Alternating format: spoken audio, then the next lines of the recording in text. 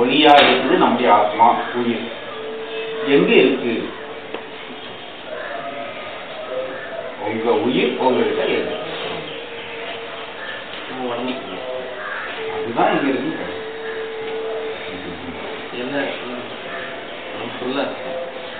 நீங்க எங்க இருக்கீங்க? நீங்க எங்க இருக்கீங்க?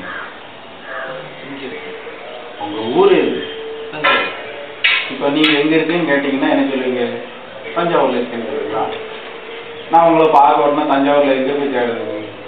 எங்க வீட்டு அட்ரஸ் கொடுத்து அட்ரஸ்ல நீங்க சொல்லணும். தஞ்சாவூர்னு சொன்னா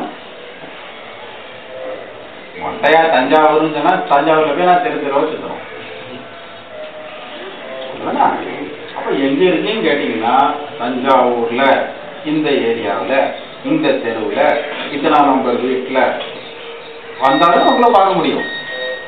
அப்ப இறைவனை பார்க்கணும்னா எங்க போகணும்? உலகத்துல அப்படின்னு சொன்னா போதுமா? இறைவன் எங்க இருக்காரு? இந்த பிரபஞ்சத்துல தான் இருக்காரு. எங்க போய் பார்க்குறீங்க? அப்ப அவருக்கு இருக்கிறதுக்கு ஒரு இடம் இருந்தாகணும் இல்லவா? இருக்குமா இருக்கதா? எல்லா இடமும் நீக்கமர நிறைந்திருக்கிறார். ஆனாலும் அவர் இருக்கிறதுக்கு ஒரு இடம் இருக்கும், இருக்கணும். அதே மாதிரி இந்த ஜீவாத்மா உச்சியிலிருந்து உள்ளங்கால் வரைக்கும் அதனுடைய ஆற்றல் செயல்பட்டாலும் இந்த ஜீவன் இருக்கிறதுக்கு ஒரு இடம் இருக்குமா இருக்காதா?